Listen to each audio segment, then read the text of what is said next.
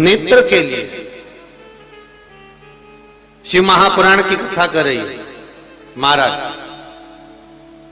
भगवान शंकर का जो शिवलिंग है और शंकर भगवान के शिवलिंग के सम्मुख में उत्तर के भाग में जो जल बहता है उसके बीच में एक मोटी सी लाइन होती है जिसका नाम हमने पहले भी कहा अशोक सुंदरी।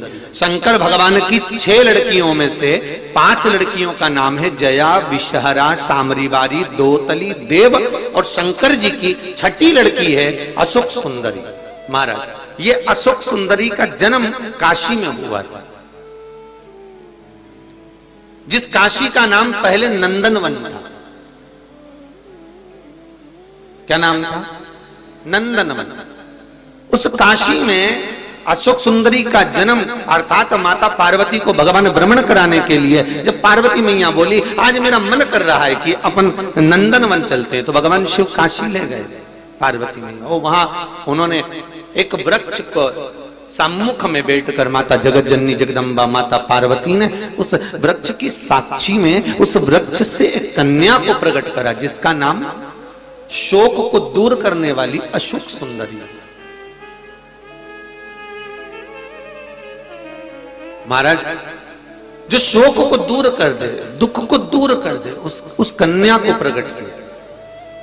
अब अशोक सुंदरी का जो स्थान है वो जहां जलाधारी है, जहां से पानी बहता है, उसके बीच में जो एक लाइन है वो अशोक सुंदरी का स्थान है। बहुत ध्यान से सुनना महाराज कथा। और अभी तक शायद टीवी पर यह क्रम मिला भी नहीं होगा जो क्रम आज वर्णित किया जाएगा। अशोक सुंदरी की जगह मध्य भाग। समझ में आ रहा है ना सबको? फिर अच्छे से समझ लो।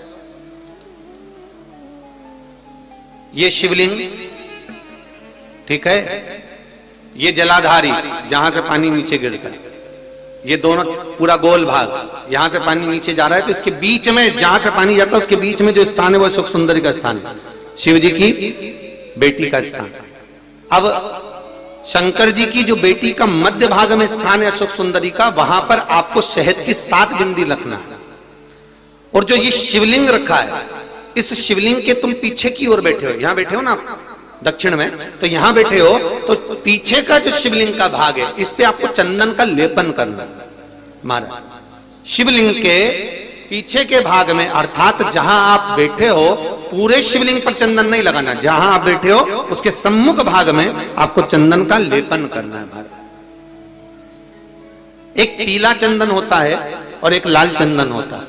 लाल चंदन कभी आप किराने वाले की दुकान पर जाएंगे तो वहां पर आपको लाल चंदन प्राप्त हो जाएगा। आपको जो लेपन करना है वो लाल चंदन का लेपन करना है।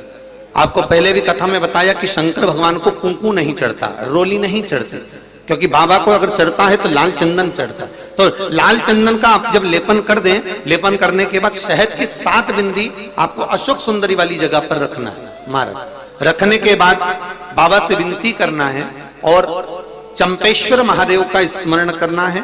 चंपेश्वर महादेव का स्मरण कर कर हाटकेश्वर महादेव का नाम लेकर बिंदी को लगाना है। लगाने के बाद उसी बिंदी को आपको एक कटोरी में, अब बिंदी कितनी लगेगी, जरा जरा सा शहद लगेगा, उसको छोटी सी कटोरी में लेकर आ जाना है। महाराज उसको लाने के बाद में शाम के समय पर प्रदोष काल के अंतर्गत, प्रदोष काल किसको कहा गया? सूर्य अस्त जब होता है, सूर्य अस्त के समय से 1-1.25 घंटे का जो समय वर्णित किया गया वो प्रदोष काल का वर्णन किया गया। महाराज तो उस समय पर नैनों में उसको काजल जैसा लगाना है और ऊपर की ओर देखना है। लगभग 1 मिनट देख लिया, 1.5 मिनट देख लिया, बहुत है महाराज, उतना बहुत है। काजल जैसा लगा।